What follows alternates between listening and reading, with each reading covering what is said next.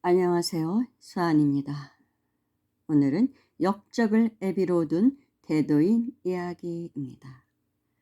주인공은 조선시대 최고의 유학자이면서 대도인이었고 신선의 경지에까지 갔다고 인정받는 비운의 천재 송구봉 선생님입니다. 우리는 보통 율곡이나 태계이왕, 우암송시열 이런 사람들을 조선시대의 최고의 유학자로 꼽고 있죠.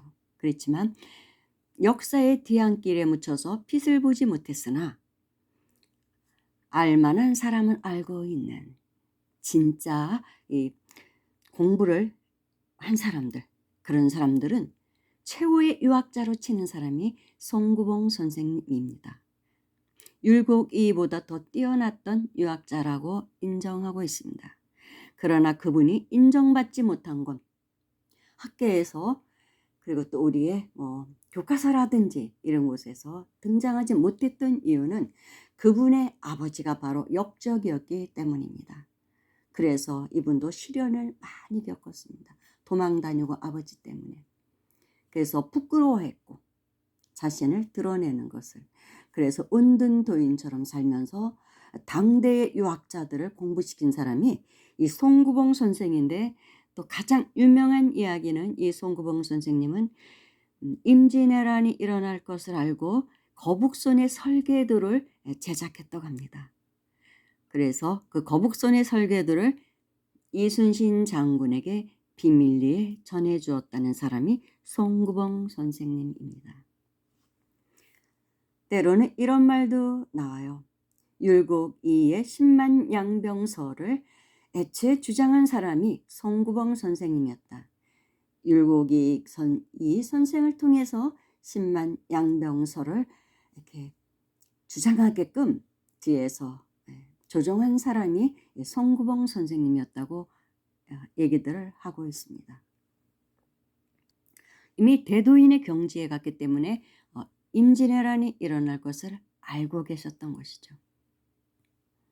그래서 조선의 그런 신선 사상 같은 거 공부해 보면은 조선시대 우리나라가 신선들이 굉장히 많대요. 우리 눈에 보이지 않는 신선들. 또 보이는 그런 송구봉 선생님 같이 우리 눈으로 볼 수 있는 그런 대도인 중에도 신선의 경지에 간 사람들이 있었는데, 그분들이 외란 종결자로 선택한 사람이 이순신 장군이었다고 하죠. 그래서 비밀리에 그런 설계도를 전해주었다는 거예요. 종결시키기 위해서 임진왜란을 종결시킬 사람으로 선택한 사람이 이순신이었다고 합니다. 그런데 제가 저하고 같이 살고 있는 도반과 가장 논쟁을 많이 벌인 일이 역사관 그런 것이었어요. 저는 역사를 많이 아는 사람은 아니에요. 근데 제 도반은 역사 공부를 많이 했습니다. 굉장히 그런 걸 좋아해요. 그러다 보면 부딪히는 부분이 항상 이 송구봉 선생의 아버지 송사련이라는 역적 노비에서 부딪히곤 했습니다. 의견이. 그래서 오늘 이 방송을 하는 것인데, 그렇지만 그 역적의 자손도 그렇게 훌륭한 대도인이 나올 수 있지 않냐 이러면서 이제 부딪히곤 했습니다. 제 도반의 논지는 이 나라 역사는 친일 매국노를 제대로 정리하지 않은 것이 지금까지 큰 화를 낳고 있다. 그 자손까지 3대를 처단을 했어야 이 나라를 바로잡을 수 있었다는 것이죠. 프랑스 드골 대통령과 북한 김일성의 매국노 소탕 작전을 예를 들어서 설명하면서 분개를 하곤 했습니다. 우리는 해방 이후에 친일 매국노를 처단하지 못한 바람에 그 자손들이 지금 우리나라 사회 각계각층에서 기득권을 유지하면서 너무나 잘 누리고 살지 않느냐. 이 나라의 부패의 원흉이 바로 그 친일 매국노이고, 그런 사람들을 있게 한 원흉이 바로 송사련이다. 송사련이라는 매국노 그 역적 때문이라고 이제 그러는 거예요. 그 이유는 조선 중종 때 신진 살인파의 거두 조광조가 있었죠. 그 조광조가 훈구 세력들에게 모함을 당하여 제거되었죠. 그때 그 후에 조광조가 죽임을 당한 그 이후에 살인파의 잔존 세력들이 훈구파를 몰아내기 위해 거사를 도모했는데 그때 천출 송사련이 출세의 눈이 어두워서 그 비밀을 밀고하는 바람에 거사를 도모했던 사람들이 모두 처형을 당했다고 합니다. 그래서 송사련은 출세가도를 달리고 부귀영화도 누렸겠죠. 그러나 말년에는 그 업보로 비참하게 죽게 되고 그 자손들도 고난의 삶을 살게 됩니다.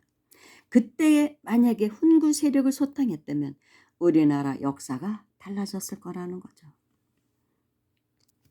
그래서 그 친일매국노의 자손들 3대를 멸해야 된다. 이렇게 너무 강력하게 막 그러니까 저는 너무 싫더라고요. 그런 게 좀 무서운 거예요. 막 그렇게 할 때 보면은 사람이 제정신이 아니에요. 친일매국노에 대해서는. 그래서 제가 이제 그때마다 그런 말을 하죠.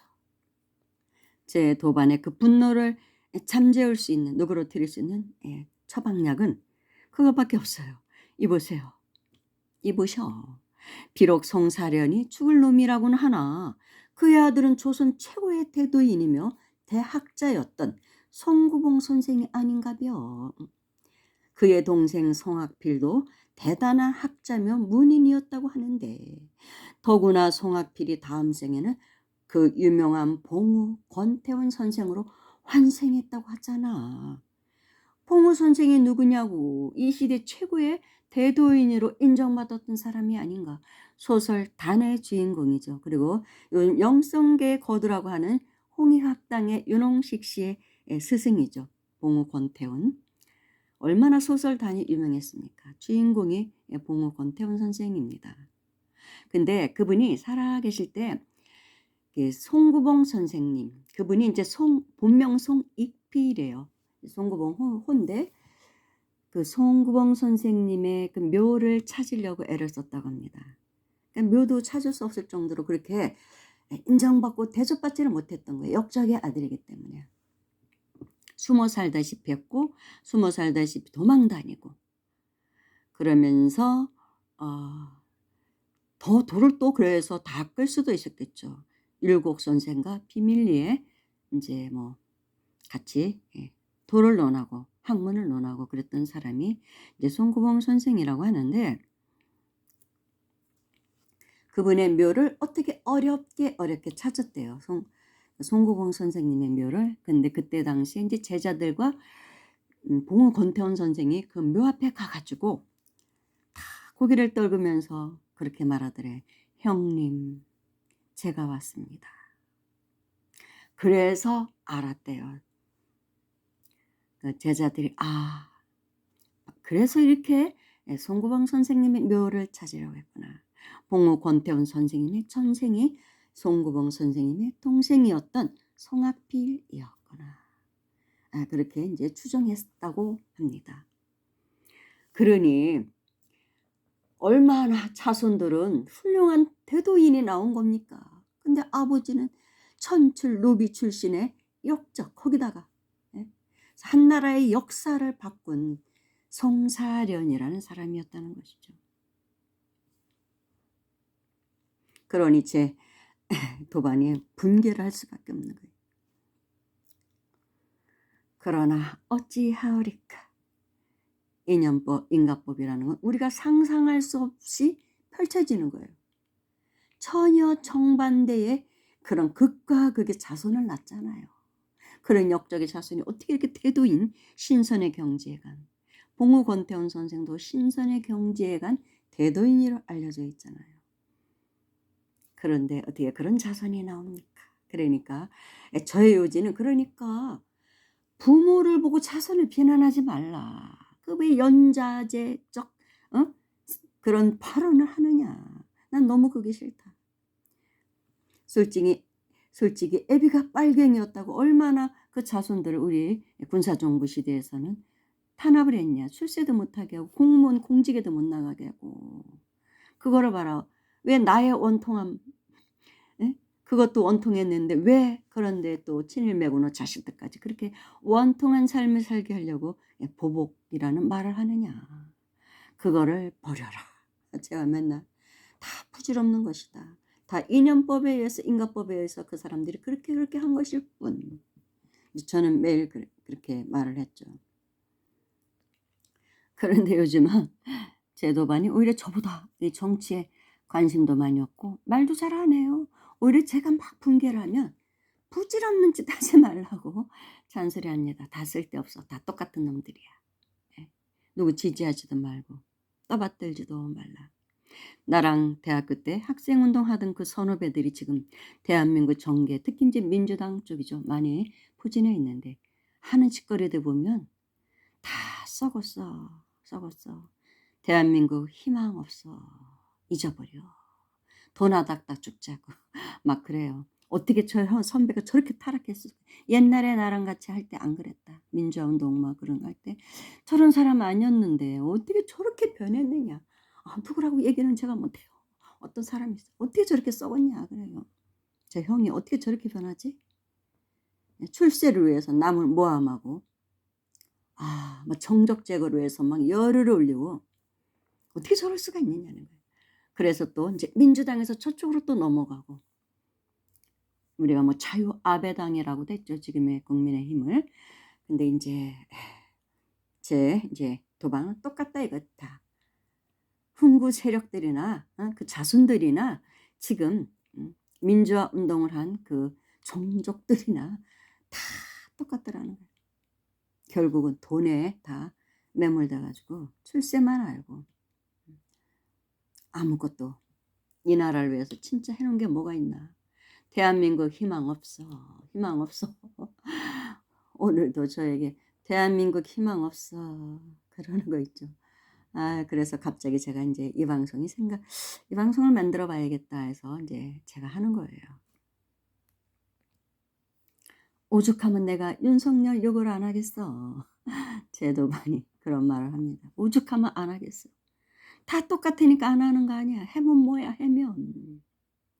어? 다 도끼인 객끼인데. 대한민국을 이끌고 있는 지도자들이 저렇게 썩었는데 무슨 희망이 있냐. 그냥 개인이 깨어나서 나름대로 깨어나서 사는 것밖에 길이 없다고 본다. 정치 평론가들 보면 완전히 다 사꾸라다. 다 사꾸라라고. 바른 말 하는 사람도 없고 다 그냥 눈치 보고 저것들이 무슨 정치 평론가냐 막 이러면서 이제는 인제 그것도 말하기가 싫으니까 아예 안 해요. 그러고 인제 도공부나 하고 지금은 그렇습니다. 사실 영성 공부를 하는 사람들의 입장에서는 좌도 우도 민족도 종교도 다 넘어서야 한다고 합니다. 거기에 걸리면 안 되거든요.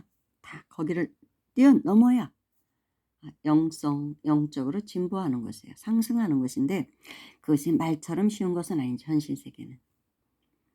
그래서 우리는 중도적 삶을 살아야 하는데 가장 어려운 거죠. 중도적 삶을 살 수만 있다면 그야말로 해탈도인이죠.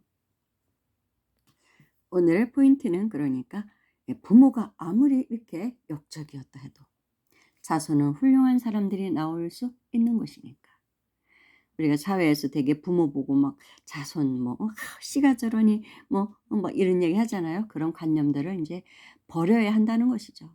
그런 예로서 가장 적합한 사람이 송구봉 선생님이라는 것입니다. 조선 최고의 신선의 경제까지 간 대도인의 아버지가 역적이었으며 노비였다는 것, 천출. 그런데도 그렇게 훌륭한 자손을 낳을 수가 있다는 것이죠. 참 대단한 아이러니입니다. 그래서 이런 것들에서 우리가 벗어나야 된다는 것이죠. 지금 그 사람 하나만 보는 것이죠. 그런 마인드를 가져야 한다. 그런 생각에서 이 방송을 했습니다. 감사합니다.